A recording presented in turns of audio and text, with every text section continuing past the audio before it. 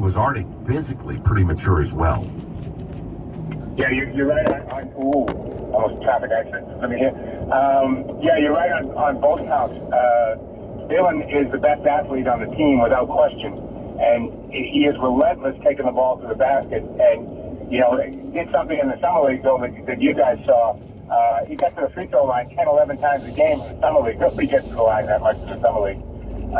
And it's carried over a little bit to the regular season. Brad has decided to give him minutes and give him minutes early. He's responded very well with it. I agree with you that he can be a very athletic 3. I think he can also play some 4.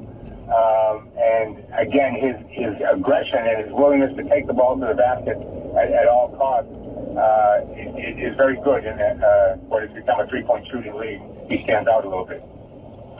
Talk about the job that Danny Ainge has done putting this team together. When you look at how he was able to steal Isaiah Thomas away in a trade that's awesome for your team, you got talking about getting Avery Bradley on the cheap. Isaiah Thomas is definitely on the cheap for this team. You look at it, adding a guy like Al Horford, but then you look at the future of this team with Boston having Brooklyn for the next couple of years.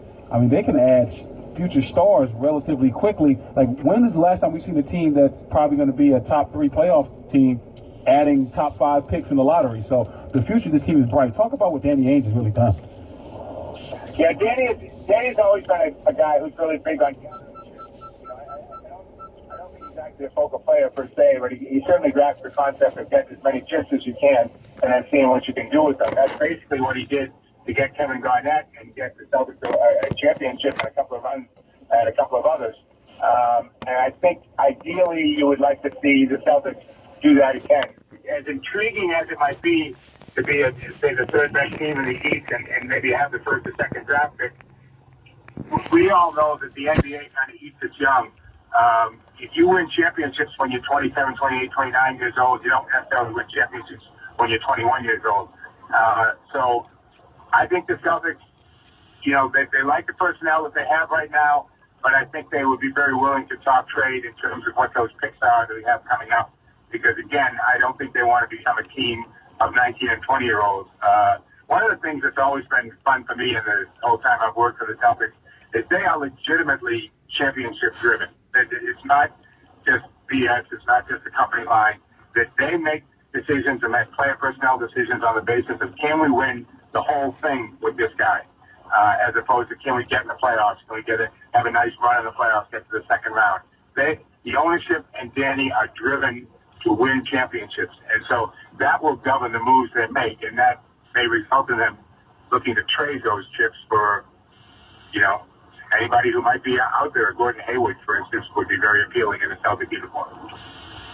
Mike Gorman, the longtime TV voice of the Boston Celtics, kind enough to join us. Mike, you couldn't get on the floor. I'm emphasizing long time, Joe.